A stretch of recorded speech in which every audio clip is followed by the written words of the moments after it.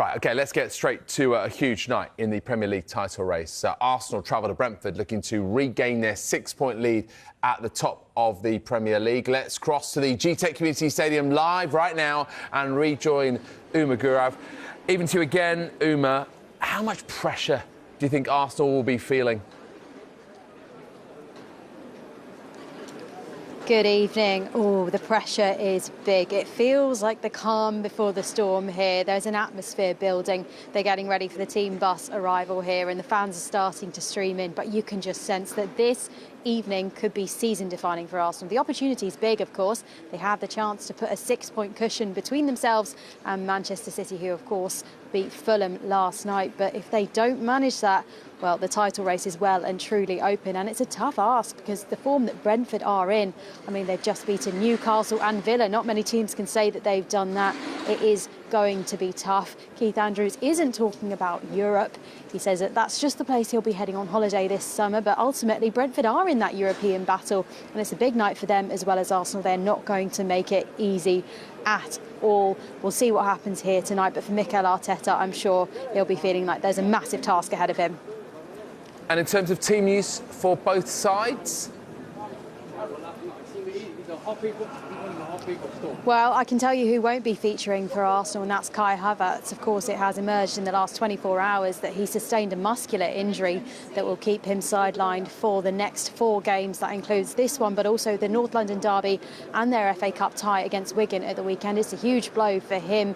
He won't be available. And, you know, he'd suffered so much with injury last year, of course, and he'd come back, looked really strong. So, yeah, your heart goes out to him. We'll see whether Bukayo Saka, Martin Odegaard and Leandro Trossard are involved in this one. They've travelled, but Mikel Arteta said he's going to make a late call on that. They are the kind of players that he'll want involved in this one, but it's also potentially an opportunity for the likes of Gyökeres and Eze to prove themselves. Not expecting many changes from Keith Andrews from the side that beat Newcastle. Kevin Schade still not involved, of course. He's serving that suspension after picking up a red card against Villa, but we are expecting the likes of Dango Ouattara and Igor Thiago to be starring in this team again. How will it end? Well, we'll find out. This one kicks off at 8 p.m. Thank you very much indeed, Uma. All right, let's talk about the title race, shall we? So Manchester City beating Fulham comfortably last night, Dean. How much extra pressure, if you add that to the win at Anfield, have City put on Arsenal now? Yeah, I mean, they have done. And I think because it's Manchester City, it can't be ignored. And I think probably that, coupled with the fact that Arsenal have had to wait for 2 nights' worth of Premier League football, watching it, taking that in, seeing City win again, that does just add the pressure that you've now got to go and do it. But they've done that all season, and I think they'll be very confident, having won the last 2, going into this game. And I think Mikel Arteta generally has done very well in how he's spoken and how he's taken those players into every game that we try and build up the pressure for them. They've been able to respond.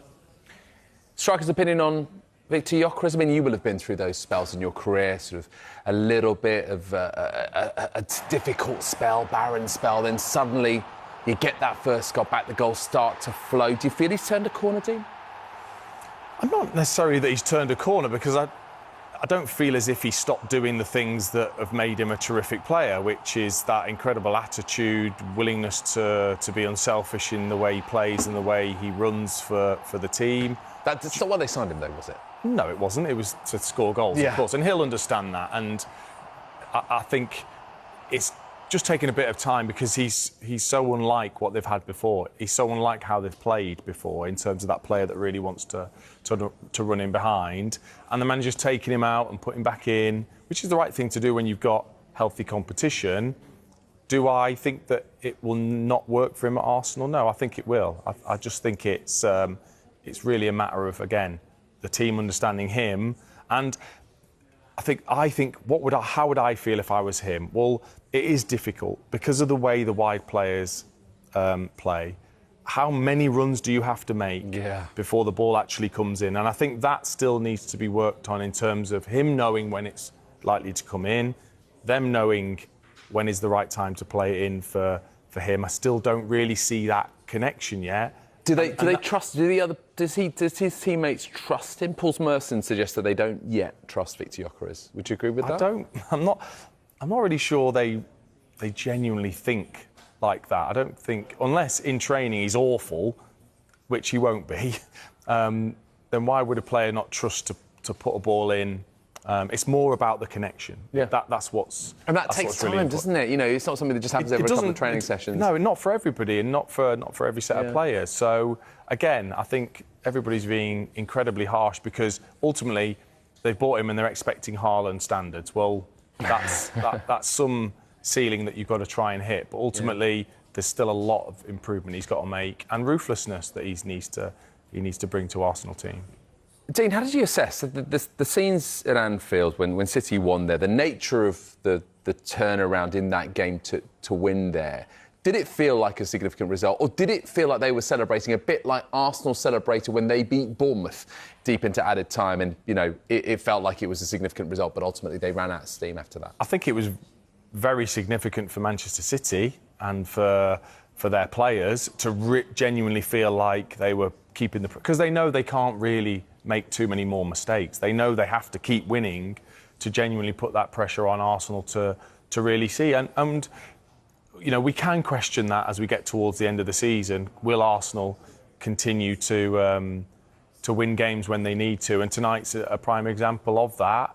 You win again tonight and you ease that for another week or so. But that's something that will be asked of them every single time they play, especially if City keep winning. What about Aston Villa? Currently 6 points off Arsenal and 3 off City. They're on this graphic here. So we say they're in the title race. Are they? They are, in terms of points that they've gained, but it all feels like quite hard work still. And you just think, again, as the season winds into that period where there can't be the mistakes and there can't be the poor performances and the pressure does start to mount on Unai Emery's side, they're doing brilliantly. He's doing fantastically to have them in this position. I don't think they will genuinely be thinking about the title. There's one game which may affect maybe a little bit of a factor in terms of the destination of the Premier League title, but it's not a league game. It's the Carabao Cup final. I wonder, you know, the outcome of that, how significant do you think that could be? I think it could be, yeah. I think it could be mentally for Arsenal and Mikel Arteta. Either way. So in terms of win it, they have real belief, lose it, and they suffer psychologically, would you say? Yeah, because they are human, so they will feel that disappointment. I still think they will go on and win the Premier League title. I just think over the course of the season, they will be the best team. They will concede the fewest goals. And I think he's been really methodical in the points that he's gained and the way he's managed games when we're all looking, going, well, you've got to go for the win, and they've taken the draw. I think this is going to be their season. And tonight we can all look and think, well, Brentford, what a difficult game it is. Well, they haven't lost in 9 games against Brentford. They've won 7 of those. So really, they're not going to be going into the game. I wouldn't have thought feeling particularly worried about it. I would expect them to go and win the game. Just on the Carabao Cup final again, would you say it's more significant for Arsenal than it is for City, regardless of the outcome? Because City are sort of, I suppose, used to this scenario, have been in this position way more, both in finals and in terms of title races. Yes, because everybody's questioning, have Arsenal, the players and the manager, got the mentality to get over the line and win something? That's what's being questioned of them. So if you do it in the first competition of the season against a rival that you're up against in the Premier League and other competitions, what a boost that is. All of a sudden some of the doubters go away because you've done it in that first competition, and you feel it. You will feel it as a player if Arsenal were to win. I'm playing a lot in the kind of hypothetical realm here, but I think obviously Arsenal fans are desperate to win the Premier League after such a long time having not won it. Would they take that over any combination of any of the other competitions they're involved in, multiple titles other than the Premier League? Champions League and Carabao Cup versus Premier League? Yeah, I mean, the Champions League, of course, it would be huge for Arsenal. Which they've never won. For the first time. Yeah. But, of course, the Premier League would be... I think one of those two is what they would expect. In the positions that they're in, how great they've been already this season, you've got to go and try and win those, at least one of those two. And I expect them to. I expect them to win one of those competitions. Well, by the way, Carabao Cup final, of course.